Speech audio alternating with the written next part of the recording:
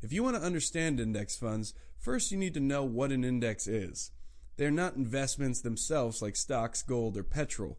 It's more like a concept. These indexes are groups of assets that represent a particular section of the market, bonds, stocks, industry, etc., and track the performance in order to evaluate the whole sector. Therefore, an index fund is a type of mutual fund that follows and tracks the results of a market index. They mimic the performance of an index and are investment tools. Examples of some of the most well-known indexes are Dow Jones Industrial Average, NASDAQ Composite Index, and the S&P 500. The first one tracks 30 blue-chip stocks listed on the New York Stock Exchange and the NASDAQ.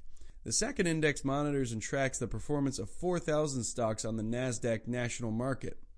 Logically, S&P 500 follows the performance of 500 stocks and is the index investors primarily use. Other examples, the Russell 2000, it tracks small cap stocks, the Russell 3000, the Wilshire 5000, the Barclays Capital Aggregate Bond Index, which is a bond index.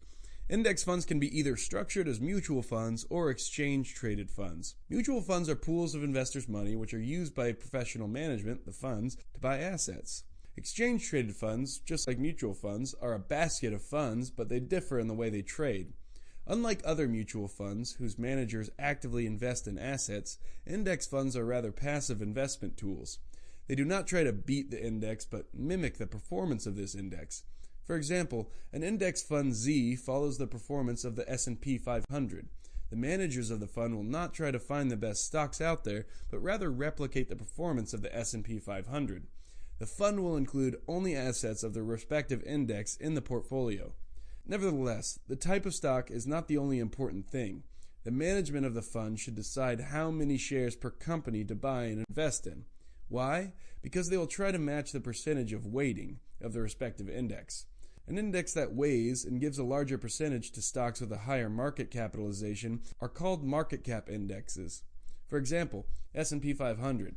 So the larger percentage a company has, the more stock of that company the fund will purchase.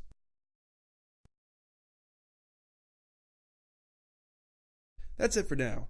On our website you can find more posts and podcasts, as well as calculators and other financial tools.